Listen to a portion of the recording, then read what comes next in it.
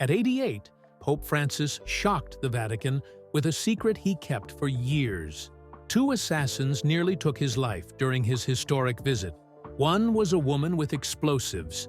The other drove a van packed with bombs. Now, in his memoir, Hope, Francis reveals what really happened and why he chose to stay, despite knowing assassins were coming for him. Today, we uncover the plot that almost changed history. Jorge Mario Bergoglio, who we now know as Pope Francis, was born on December 17, 1936, in Buenos Aires, Argentina. He was the oldest of 5 children. His parents were Italian immigrants. His father, Mario, moved from Italy in the 1920s to escape Mussolini's harsh rule. His mother, Regina, was born in Argentina, but her family also came from Italy. This Italian background shaped how Jorge grew up and what he valued in life. He spent his childhood in the Flores neighborhood of Buenos Aires. It was a busy place with people from many cultures, so Jorge learned early on how to connect with all kinds of people. Jorge's family didn't have much money, but they lived with strong values. His parents taught him to respect others, stay disciplined, and care about family and community. He went to local schools where he enjoyed studying, especially literature and philosophy. He was curious about the world and liked to learn. He graduated as a chemical technician, a job that involved testing food products. But life changed when he turned 21. In 1957, Jorge got very sick. He had pneumonia so bad that doctors had to remove part of his right lung. This was a scary and painful time for him, but it also made him think deeply about life. After he recovered, he felt something inside him had changed. He believed he was being called to serve God. This moment pushed him toward becoming a priest. Before joining the church, Jorge did different kinds of jobs. He worked as a chemical technician, using his training to check the quality of food. He also worked as a nightclub bouncer. In this job, he learned how to deal with people and manage conflicts. These jobs gave him real-world experience and taught him about human behavior. When he was 22, Jorge made a big decision. In 1958, he joined the Jesuits, a Catholic order focused on education, service, and helping others. He went through intense training that included prayer, study, and living in a community. He studied humanities in Chile and later philosophy and theology in Argentina. He loved learning, but he also started teaching literature and psychology to high school students. His studies in theology prepared him for his ordination as a priest on December 13, 1969. This moment marked the culmination of years of dedication and training. As a priest, Jorge became deeply involved in ministry work. He served as a spiritual guide and a teacher at seminaries, sharing his knowledge with young clergy. He also worked closely with marginalized communities, showing humility and compassion in his service. His experiences, rooted in both academic learning and real-life challenges, prepared him for the leadership roles he would take on later. Jorge Mario Bergoglio, later known as Pope Francis, was appointed leader of the Jesuits in Argentina in 1973. This was a big moment in his career, happening during a time when Argentina was full of political troubles. The country faced a brutal military dictatorship, the National Reorganization process, which started in 1976. This period was marked by terrible human rights abuses and the Dirty War, where thousands of people disappeared. As the head of the Jesuits, Bergoglio focused on social justice, but faced many challenges.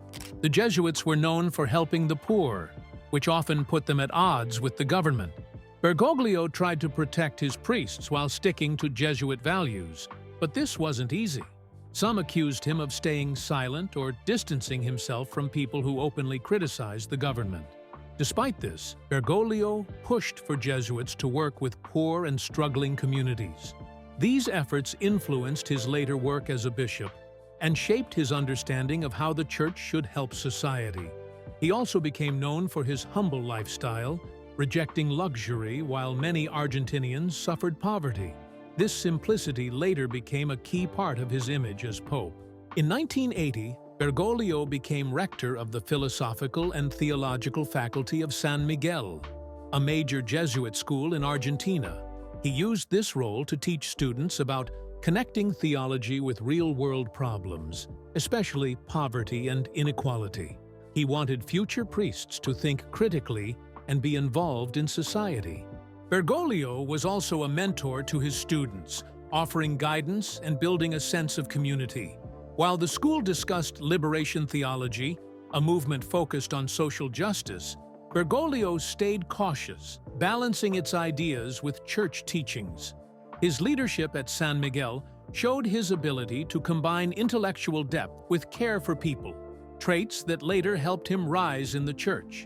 In 1992, Pope John Paul II made Bergoglio an auxiliary bishop of Buenos Aires. This was a turning point in his career as he began working in one of the most important dioceses in Latin America. As bishop, Bergoglio focused on helping the poor and homeless, addressing Argentina's economic struggles. He also pushed for public recognition of the Church's failures during the Dirty War and called for healing and accountability. Bergoglio worked to strengthen parish life by encouraging community involvement and creating programs to help families in need. His motto, "By having mercy and choosing Him," reflected his focus on compassion and inclusion. These efforts built a strong foundation for his later promotion. In 1998, Bergoglio became Archbishop of Buenos Aires after Cardinal Antonio Quaracino. This role gave him even more influence, and he focused on social justice and pastoral care. People called him the slum bishop because of his work in poor neighborhoods. He sent more priests to work in the slums and restructured parishes to better serve their communities. Bergoglio wanted the church to be close to people, both spiritually and practically, by helping with things like food and education. His leadership in Buenos Aires prepared him for the global stage, where he would continue to emphasize helping the poor and building connections between the church and those who need it most. In 2001, Jorge Mario Bergoglio, the Archbishop of Buenos Aires, became a cardinal under Pope John Paul II. This happened on February 21st, during a consistory where 44 new cardinals were appointed. It was an important step in Bergoglio's journey and a significant moment for the Catholic Church. At that time, Bergoglio was admired for his humility and focus on helping the poor, qualities that later defined him as Pope Francis. Pope John Paul II made Bergoglio a cardinal because of his work in Argentina. Bergoglio had been deeply involved in addressing social issues during difficult times in his country. By giving him this role, the Pope gave Bergoglio a bigger platform to influence the Church. The consistory was described by Pope John Paul II as a great celebration for the universal Church, showing how important this event was. Bergoglio's title as Cardinal Priest of San Roberto Bellarmino highlighted his Jesuit roots, which focused on education and social justice. This appointment came during a time when the Church faced many challenges, like fewer people attending Mass and more people moving away from religion. Bergoglio's elevation was seen as a chance to bring new ideas to the Church. Over the years, he used his position to stand up for the poor and to promote better understanding between different faiths. When he became Pope in 2013, he chose the name Francis to honor Saint Francis of Assisi, a figure known for humility and care for the less fortunate. The work he did as a cardinal laid the foundation for his later focus on issues like poverty, inequality, and climate change. In Argentina, the early 2000s were marked by a severe economic crisis. As both Cardinal and Archbishop of Buenos Aires, Bergoglio played a key role during this time. Many people lost their jobs, poverty spread, and social unrest grew as banks collapsed and inflation soared. Bergoglio became a voice for the poor and visited struggling neighborhoods to listen and help. He said that the poor must always be at the center of Christian teaching. He believed that faith should be shown through actions that help those in need. Bergoglio didn't just talk about helping others. He took action. He helped set up soup kitchens and shelters for people who were suffering. Many Argentines saw him not only as a religious leader, but also as someone who cared about their struggles. He criticized government policies that caused more inequality, asking leaders to focus on helping all citizens, not just the wealthy. His strong moral stance and ability to work with both religious and non-religious groups made him stand out as a leader. These experiences in Argentina shaped his later work as Pope, where he continued to fight for social justice on a global level. Bergoglio's advocacy for the poor has always been central to his work. Growing up in Buenos Aires and seeing the struggles of people during the economic crisis had a lasting impact on him. His focus on helping those who are ignored or forgotten became a core part of his mission. He spoke about the peripheries, meaning the people and places society often neglects. He called attention to issues like poverty, refugees, and inequality, urging everyone to take responsibility for helping those in need. In 2015, as Pope Francis, he wrote an encyclical called Laudato Si.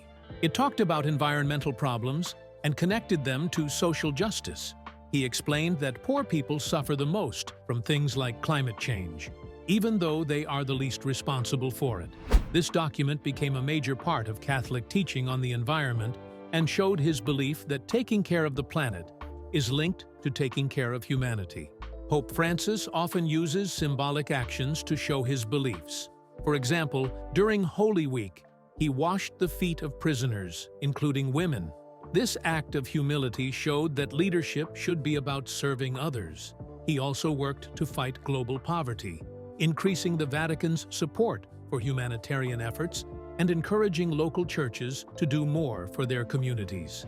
His leadership inspired many, though some felt he should take even stronger stands on certain issues. Still, his commitment to social justice remains one of the defining aspects of his papacy. In 2005, after the death of Pope John Paul II, there was a conclave to choose the next pope. Bergoglio was one of the top candidates, alongside Joseph Ratzinger, who later became Pope Benedict XVI. Many cardinals supported Bergoglio because of his humility and his focus on helping the poor. They believed he could address the Church's modern challenges while staying true to its values. The conclave involved intense discussions among cardinals about who could best lead the Church.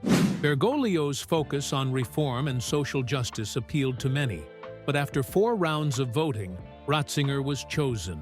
Some thought that if the discussions had gone on longer, Bergoglio might have had a better chance. On February 28, 2013, Pope Benedict XVI made history as the first pope in nearly 600 years to resign. He announced this decision on February 11, 2013, during a meeting with cardinals at the Vatican. The announcement shocked the Catholic Church and the world.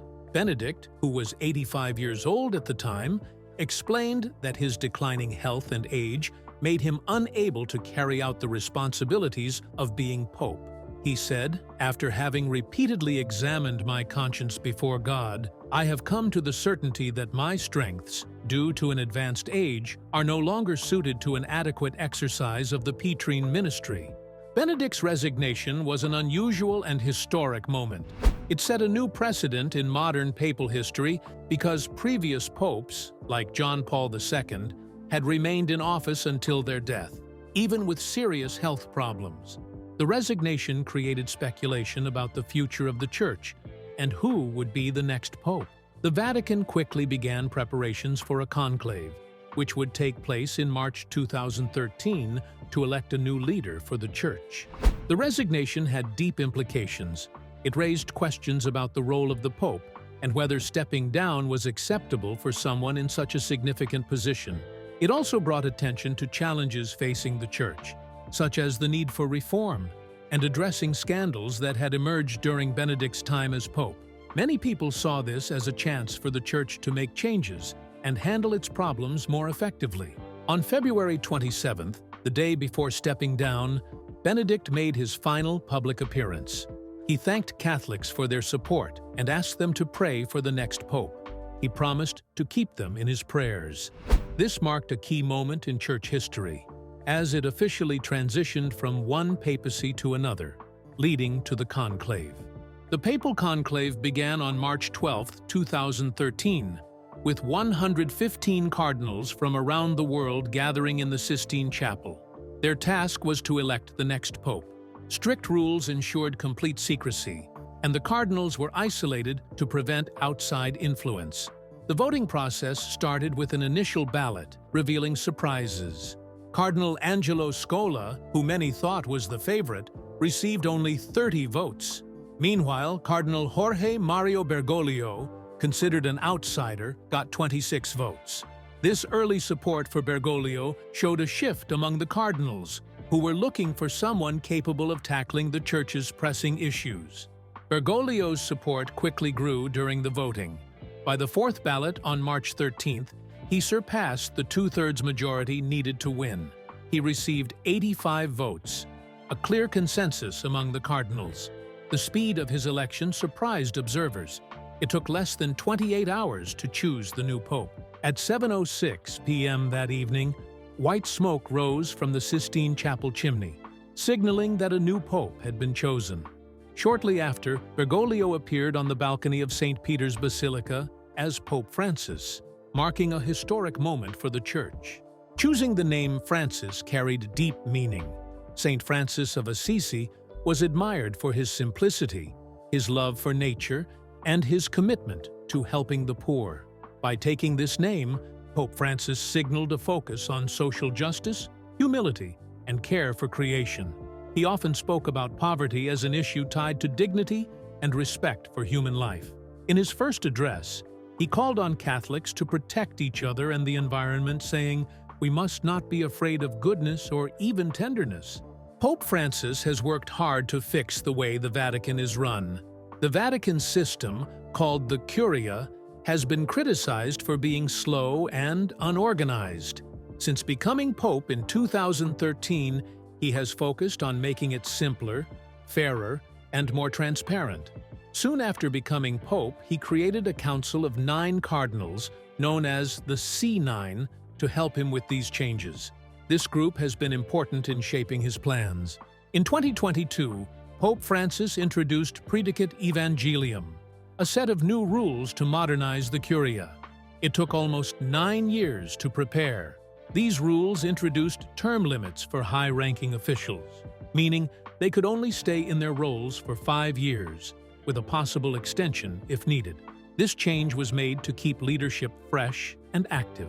For the first time ever, lay people, including women, were allowed to take leadership roles in the Vatican. This was a big shift, as leadership was previously reserved for clergy. The new structure also combined smaller departments into larger ones to improve teamwork and efficiency. The Pope also pushed for the Church to listen more and work together as a community. He has spoken against the attitude that clergy are above others and has encouraged humility and cooperation. He even made protecting children a central part of church governance by giving the Pontifical Commission for the Protection of Minors a stronger role.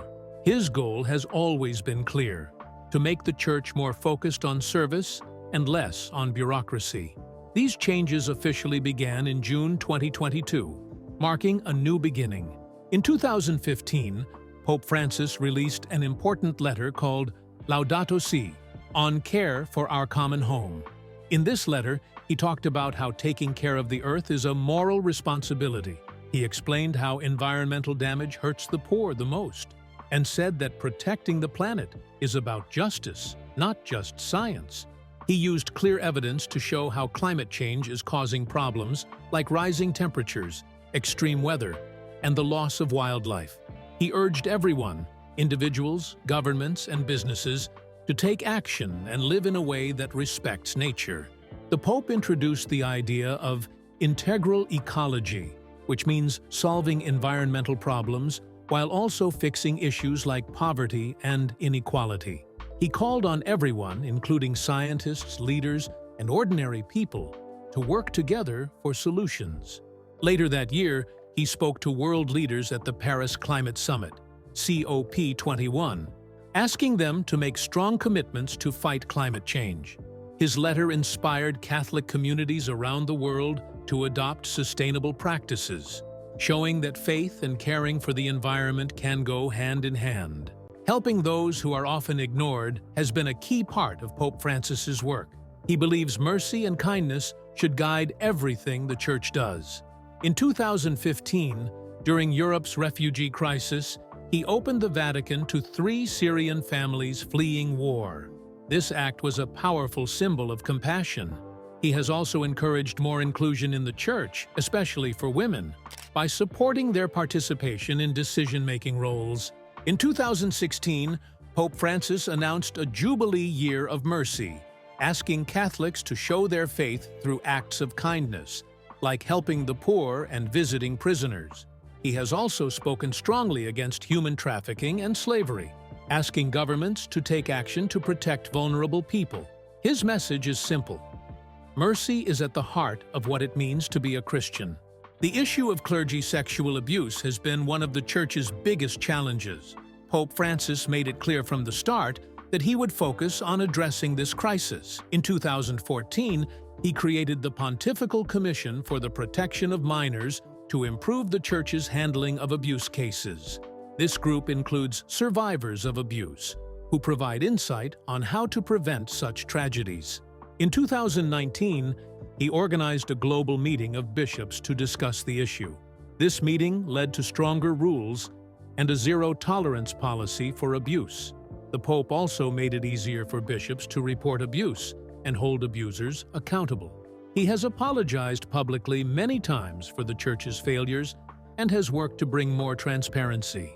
Pope Francis surprised the world in 2020 when he said he supports same-sex civil unions. He spoke about this in a documentary called Francesco.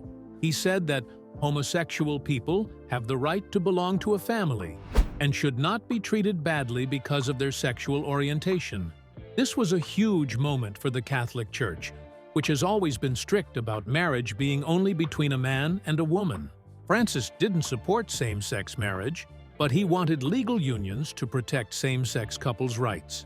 For years, the Catholic Church has taught that marriage is between a man and a woman, and anything else is not allowed. But Francis showed a softer side. He didn't say same-sex couples should marry, but focused on civil unions, especially in countries where LGBTQ+ people have no legal protection. His words carried a lot of weight, especially in places where Catholics hold conservative views on homosexuality. Out of all the countries in the world, only 29 allow same-sex marriage. Francis's support for civil unions could inspire other places to at least offer legal protection for these couples. This wasn't the first time Francis showed acceptance toward LGBTQ+ people. In 2013, he famously said, "Who am I to judge?" when talking about gay priests. That moment opened the door for more discussions in the Church about LGBTQ+ inclusion. Of course, some traditionalists weren't happy about this. They felt it went against Church teachings, but others saw it as a much-needed change, one that could help LGBTQ+ people feel respected and valued. Then, in 2023, Pope Francis made another big move. He approved blessings for same-sex couples under certain conditions. This was controversial because, just 2 years earlier, the Church said it couldn't bless same-sex unions, calling them sinful. Many people were upset by that decision. Francis's new approach allowed blessings if the relationships showed Christian values and faith in God. He made it clear that marriage was still only between a man and a woman. But this move showed his compassion for all kinds of families. Francis wants to make the Church more welcoming, but this decision wasn't popular with everyone. Some conservatives said it was confusing. They worried it might lead to the Church accepting same-sex marriage someday. Others felt this step was necessary to show care and understanding in today's world.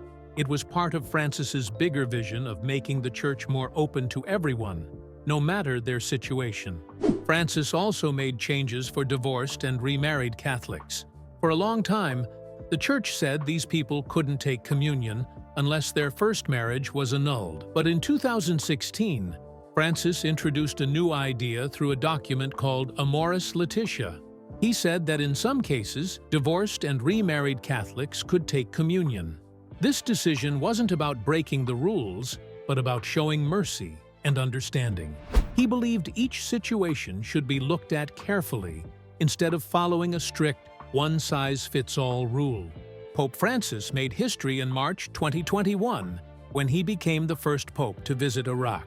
The trip lasted from March 5th to March 8th, at a time when Iraq was dealing with big problems. The country was still recovering from the violence of the Islamic State, IS, which had destroyed communities, especially Christian ones, between 2014 and 2017. On top of that, the COVID-19 pandemic was still spreading, with over 13,500 people dead and more than 726,000 confirmed cases in Iraq by early March. This visit wasn't just a symbolic gesture. It was a message of hope for Iraq's Christian community, who had suffered deeply under IS. Many Christians had been forced to leave their homes, and some had never returned. The Pope wanted to show them they weren't forgotten, and that peaceful coexistence among different religions was possible. Security was a big concern for this trip. The Pope planned to visit cities like Mosul and Erbil, places that had been IS strongholds. Even with strict measures in place, the danger was real. The Pope himself admitted the trip was risky, but said it was necessary. His team was fully vaccinated against COVID-19, but Iraq's vaccination efforts had only just begun, adding another layer of uncertainty. The visit sent a strong message against hate and violence. It showed the Pope's dedication to bringing people of different faiths together. For Iraq, his presence symbolized hope, not just for Christians, but for everyone trying to rebuild their lives after years of war. His message reminded people that peace and unity were still possible. The Pope started his trip in Baghdad, where he met political and religious leaders. One of the most important meetings was with Grand Ayatollah Ali al-Sistani, a respected Shia cleric in Najaf. This meeting was historic. It showed the possibility of unity between Catholics and Shia Muslims. Together, they talked about the need for peace, respect, and the protection of Christians in Iraq. The Pope also visited places that had been deeply scarred by IS violence. In Mosul, he stood in Church Square, surrounded by the ruins of destroyed churches. He prayed for the victims and spoke about the terrible loss of Christians from Iraq, calling it a harm not only to the community, but to the whole society. He also traveled to Ur, believed to be the birthplace of Abraham, a figure important to Jews, Christians, and Muslims.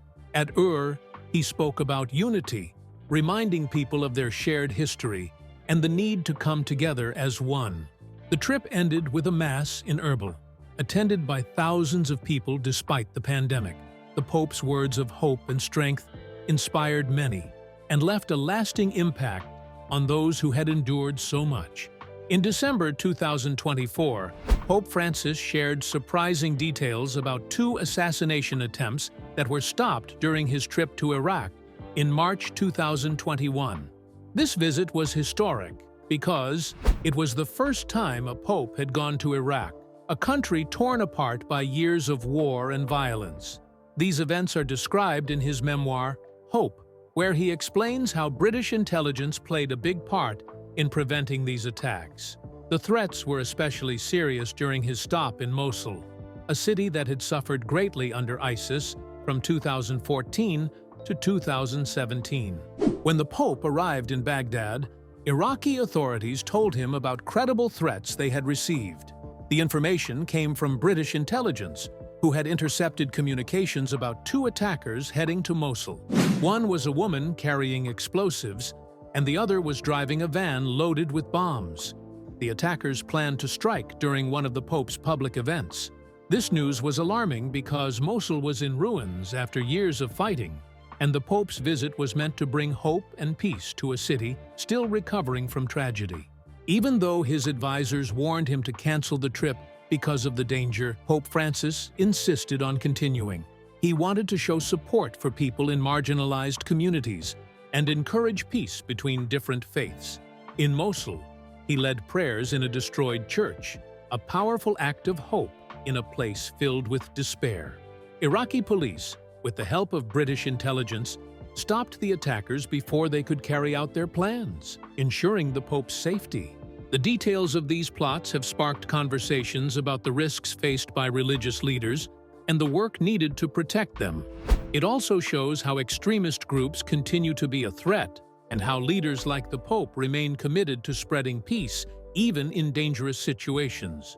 British intelligence played a major role in uncovering these threats. They detected communications from ISIS operatives about plans to attack the Pope and immediately shared the information with Iraqi authorities. This teamwork between British intelligence and Iraqi police shows how international cooperation can prevent terrorist attacks. Thanks to this collaboration, Iraqi police acted quickly to stop the attackers. A young woman with explosives and a man in a bomb-laden van from reaching their targets. The quick response and sharing of intelligence prevented a tragedy. It saved lives and showed how important it is to stay vigilant against terrorism. Although British officials have not commented on the specifics of this case, their efforts highlight the challenges governments face in dealing with radicalization and violence.